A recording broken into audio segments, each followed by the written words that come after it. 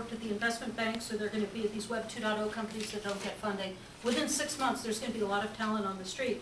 These guys aren't going to find a job so fast. Google's not hiring, the other guys aren't. This is a really good opportunity to recruit some good people, and some of them will take very little cash and equity.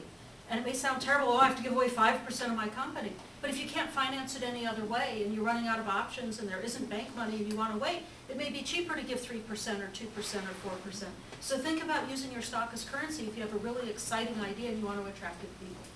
I heard this morning at a board meeting the official death knell, or a lessening of the Google effect, which is that you couldn't hire good engineering talent because Google kept swallowing everybody up. Well, Google's hiring has slowed down, and there will be a lot of talent out there starting quite soon.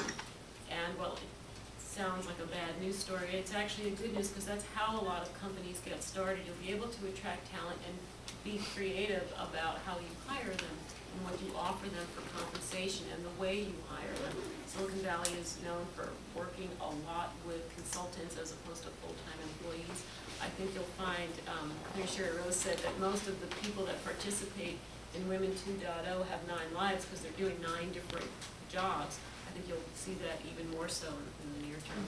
Some of those I've seen 2 people like this lately, where they come in with like a Google sort of person that had just left Google. Those Google people are walking with a lot of money usually, and those two, in both cases, they're helping actually put money into the company. That's so not only did they hire from Google, but they provided a source of funding. So, that's great. Yeah. Well, since we're trying to get everybody here hopefully hooked up with some source of funding, can anybody talk about some alternative sources rather than traditional VC sources?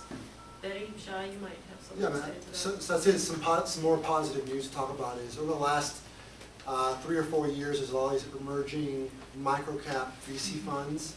So that whether that's sort of true ventures or first-round capital, which $100 million is sub $100 million, you have a lot of those new funds that have popped up the last 2 years. You also have a lot of angel money, where it's either ex-Google employees that have capital, and so you have these small angel funds where they have $5, $10 million to invest. So that's a positive news. Over the last 2 or 3 years, you have a lot more capital available, whether it's $250,000 or $500K or $750. That's readily available nowadays. And if you're an interesting entrepreneur with a good team, you can raise that capital pretty easily, I would say, in the Bay Area, because it is a competitive process and there's a lot of capital on the sidelines, even on the angel side or micro-cap fund size.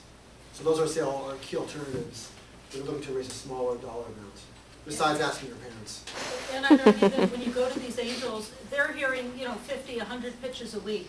Find something really unique and different. If you come in and say, I'm just another blah, they've seen 100 of those. And so if you think you've got the greatest idea since sliced bread, go on the web and Google your idea and find out how many other people are doing something similar.